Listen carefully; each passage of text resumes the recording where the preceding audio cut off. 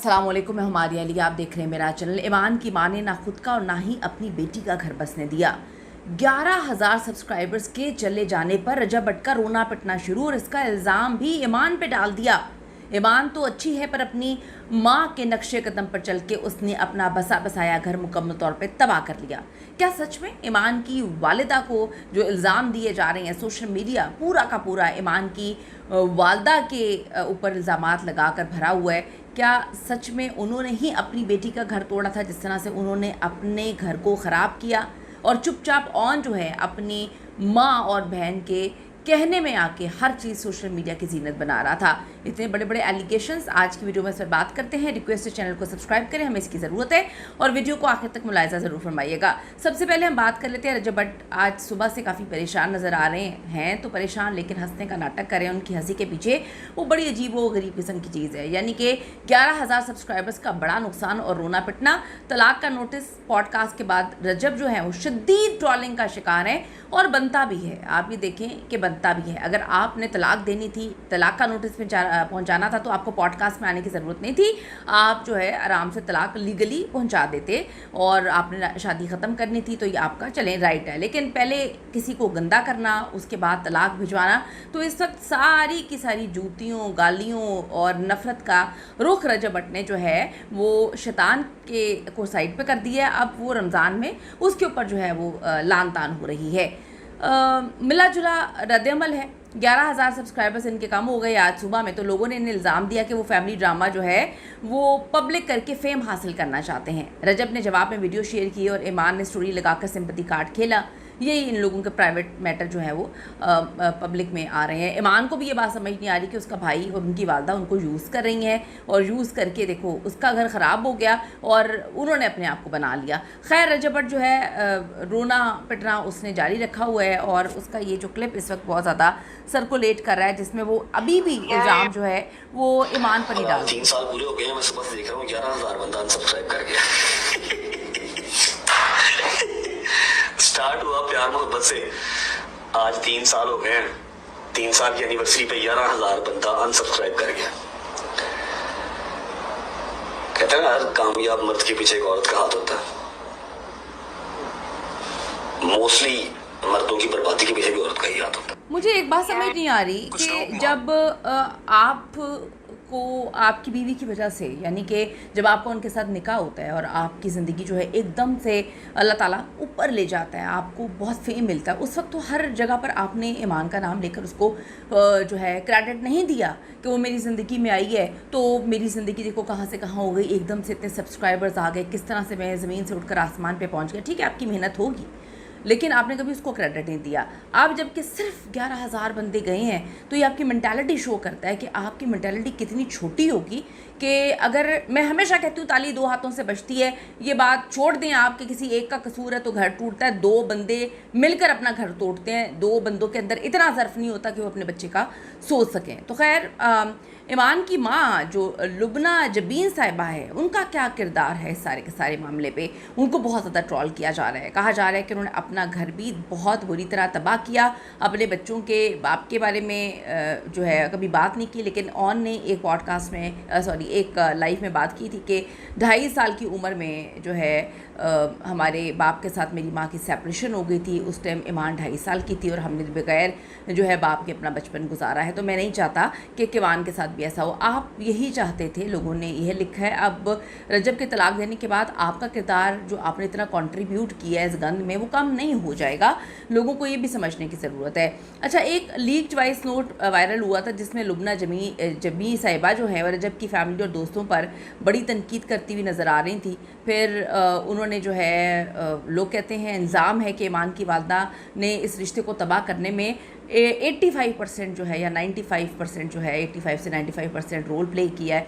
लोगों ने ये भी इल्ज़ाम लगाया है कि ईमान अगर नाराज़ होकर आकर बैठी रहती थी तो इनकी वालदा को चाहिए था कि हर हाल में अपनी बेटी का घर बसाती और बड़ों से बात करती। मैं फिर कहूँगी ये एक अरेंज मैरिज थी, पता नहीं ये क्यों बात नहीं करती थी। ये ज़रा सुनिएगा, मैं सपोर्ट नहीं कर रही यहाँ पे, लेकिन दूसरी साइड की स्टोरी भी तो पता होनी चाहिए कि भाई एक हाथ से ताली नहीं बजी, ये क्या बातें कर रहा है, ज़रा सुने।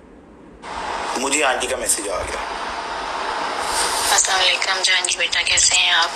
अच्छा, मैंने आपसे ये कहना था कि आपने यकीनन बात की होगी अपने तौर पे, उसको रजब को समझाया होगा कि ईमान के लिए थोड़ा सा सॉफ्ट कॉर्नर रखें और सॉफ्ट बोला करें, क्योंकि असल में ना ईमान हमारे घर की पहली बच्ची है, अपने ददियाल में भी पहली और ननियाल में भी। तो ददियाल में हमारी पहली बच्ची है, उसके साथ जरा सॉफ्ट होके बात किया करे। अब मियाँ बीवी का आपसी मामला है, ये बीच में कूद के आ गई कि मुझसे रब्ता इन्होंने किया कि जी आप उसको समझे, मैं समझाऊँ उन्होंने, यानी उनके घर कोई भी नहीं है, मैं समझावा उन्होंने जाके कि भाई तू मेरी गल मन, मैं तेरा प्यो हूं तो मेरी गल मान। मैं उसको किस बात पे समझाऊं भाई? उसके घर में उसकी माँ बाप है, सब कुछ, आप घर के बड़ों से बात करें। मुझे इन्होंने मैसेज किया ये वाला, ठीक है, खैर लंबा 1.5 मिनट का मैसेज है, ठीक है। मुझे भी ये बात समझ नहीं आ रही कि ये अरेंज मैरिज सेटअप है। आप उनकी वालदा से बात करें, आप उनकी बहन से बात करें, आप उनके बाप से बात करें। बाप के बारे में आपने जो है वो फैला दी है बात कि उसकी तो कोई औकात नहीं है, और आप दोस्तों से कांटेक्ट करिए। ये उस टाइम की बातें हैं जब इनके मामलात अच्छे थे। जब मामलात अच्छे थे तब आप जो है अपने दामाद से बात नहीं करी, दामाद के दोस्त को कॉल मैसेज करके, वॉइस मैसेज करके कह रही हैं कि ज़रा उससे सॉफ्ट कॉर्नर रखे, सॉफ्ट तरीके से बात करें, क्योंकि वो ददियाल में भी नहीं पहली है और ननियाल में भी। ये कौन सा तरीका है भाई? ये मेरी तो समझ से बालातर है। इसकी बिना पर लोग कह रहे हैं कि ये किस तरह का तरीका। आंटी जो है क्या अपनी बेटी का घर बसाना चाहती थी, उसके बाद आपने ऑन को भेज दिया मुख्तलिफ ब्रॉड में जो है गंद उगलने के लिए। आपको पता है कि रजब भट्ट जैसा इतनी अनापरस्त आदमी वो पता नहीं कितने अरसे से कैसे बर्दाश्त कर गया, जितनी उसके साथ उसके अंदर अना नज़र आती है। ठीक है, उसका डाउनफॉल बहुत खौफनाक होगा, बहुत खौफनाक होगा, क्योंकि आपने अपने बेटे के बारे में भी नहीं सोचा, लेकिन क्या माँ ने सोचा? ये सोचने वाली बात है। अभी मैं तो ये मैसेज देखकर ये जो इस वक्त सर्कुलेट कर रहा है, मैं तो हैरान हो गई हूँ कि वो कहती हैं मैं स्कूल में पढ़ाती हूँ, वो कहती हैं मैं एक सिंगल मदर हूँ। उन्होंने अपने हस्बैंड से खुला ले ली थी, तलाक हो गई थी उनकी जब ईमान 2.5 साल की थी। तब से लेके अब तक उन्होंने कुछ नहीं सोचा या कुछ नहीं सीखा कि बच्चों के घर, बेटे या बेटियों के घर इस तरह से नहीं बसाए जाते कि आप चौथे मोहल्ले जो है उनको मैसेज करके कह रही हैं कि जी मेरी बेटी के लिए सॉफ्ट कॉर्नर रखें। आप अपनी बेटी को कहें कि अपने हक के लिए बोले, और आपको लगता है कि अगर रजब भट्ट इतना ही बुरा आदमी है तो उससे आपको खुला ले लेनी चाहिए थी। उसके दोस्तों को आप, मतलब मेरे लिए तो ये बड़ी मिस्टीरियस किस्म की बात है। अगला भी सुने, ये भी बड़ा हॉरिबल है। आंटी ने डोगर को फोन करने शुरू कर दिए, डोगर को मैसेज करने शुरू कर दिए, ठीक है। तुसी किवें कार सीधा करना अपना। फिर आप जो उनसे है क्या नाम है, हमारी बेटियों को टारगेट कर रहे हैं, ठीक है, हमारी बेटियों को आप टारगेट कर रहे हैं कि जी आपकी बच्चियां जो सी है उनके साथ ऐसा हो, उनके साथ वैसा हो, उनके साथ ये हो, उनके साथ वो। तो भाभी आपका ये कसूर है कि आपको मैंने खुद फ़ोन करके बोला, ना मैंने व्हाट्सएप से बात की, ना गज़ल आपी से बात की, ना माजी से बात की, मैंने किसी से बात नहीं की, मैंने डायरेक्ट भाभी से बात की। मैंने उनको बताया कि इस तरह से आंटी ने मुझे मैसेजेस किए हैं, ठीक है, तो लिहाजा आप उनको मना करते कि मुझे मैसेज ना किया करें, ऐसे अच्छा नहीं लगता कि जो उनसे है मैं उसका दोस्त हूँ, आप मुझसे बात करें, आप अपने घर के बड़ों से बात करें, मुझसे बात ना करें, मुझे इस मैटर में ना डालें, आप उन लोगों से बात करें, मुझसे बात ना करें, ठीक है। ये आपका आ गया कसूर। अब आपने कहा मेरा कसूर क्या था? आपका दूसरा कसूर, जिन्होंने घर जोड़ना होता है ना, ये बात करनी होती है। आप नदीम की बर्थडे पे तो आ गई थी, नदीम की बर्थडे पे तो आप आ गई, अपनी खावन की बर्थडे पे आप नहीं आई, जबकि आपको इन्विटेशन दिया मैंने खुद, बजाते खुद मैंने आपको इन्विटेशन दिया।